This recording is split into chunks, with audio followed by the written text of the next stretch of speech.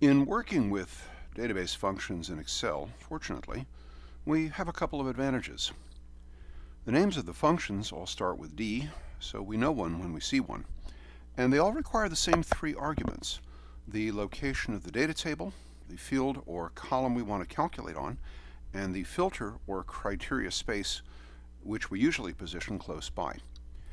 Looking at this block, or database, as the function would call it, we can, for example, add up the order amounts for orders handled, say, by employee number 4.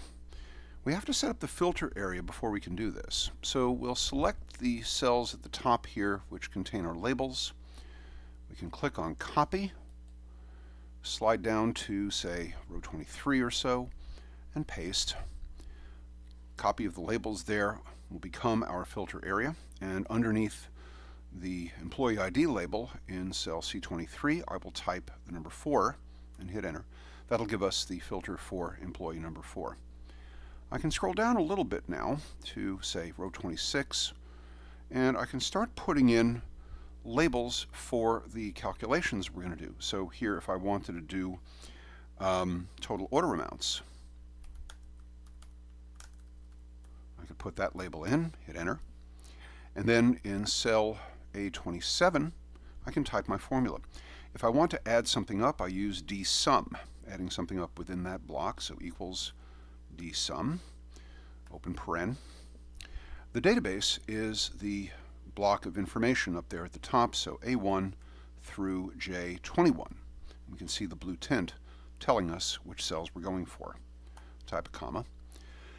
The field is the column in which we find the numbers we want to add up. That would be column D, and it's headed by cell D1. This is one of the little cheats we're provided. We can use the label, order amount there, as a sort of shortcut to specify we want to add those up. And type another comma. Then the criteria. What do we want to filter for? What subset of those numbers are we interested in? Well, we tell the program where the filter is by typing in the A23 through J24, close paren. And when we hit enter, the number comes up as 12,988 and change. If the formatting had not worked correctly, we could do something about it, and we'll take a look at that in a couple of minutes. I'll go to cell C26, and I'll type another label here. I could type in something like average freight charge. If I wanted to get the average on that, hit enter. And again, we type the equals first. The function this time will be DAVERAGE. So as always, we type that in, open paren. And here we see the pattern emerging. We have the database, A1 through J21 again, comma. The freight charges are over in column I, and again we can use the label or header at the top, so I1. Again, if we scroll up for a second, we can see the freight label at the top is indeed highlighted, comma once more. And again, our criteria, A23 through J24. Close paren, hit enter. And again, the formatting may very well be in place, but just in case it wasn't, we can always do that when we're finished. I'm going to do one more over here in column E, and this is where sometimes we see a peculiarity having to do with the stuff above the cell in which we're going to work. If we put in yet another label, number of orders, this would be how many orders were handled by employee number 4. The function for this one will be DCOUNT. I want to count how many times employee ID number 4 appears in the column of employee numbers. Open paren. Again, A1 through J21, comma. The field this time is going to be under column C, where the employee ID numbers show up.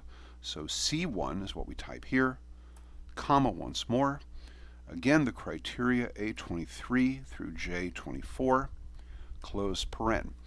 Now, if, when I hit enter, we get just the plain old number of orders, that's fine. But sometimes we run into a slight peculiarity of formatting. All the numbers up here in column E in the main block of data are dates. Sometimes the program will continue in that vein. It'll go with, say, the short date format because that's what it saw up here. All we would have to do to fix the problem is just go up and click the drop down here in the Home tab in the number group and tell the program we want to go to the general format. The reason it went with January 7th, 1900, by the way, in case you wonder, is that Excel's earliest calendar date, the earliest date it'll support, is January 1st, 1900. So the number 7, it kind of misinterpreted as being the 7th day from the earliest day it could find. But again, switching to the general format solves the problem. And we could have done the same thing very easily with the other cells here. All we would have to do is click the $ button for the accounting format, same as here, and the formatting would be taken care of. So just in case, it's just a quirk of the formatting. Well, once we know how the database functions work and how to recognize them, putting them to use is pretty easy. The fact that they all use the same 3 arguments simplifies things a little, and the rest of the setup isn't too much trouble either.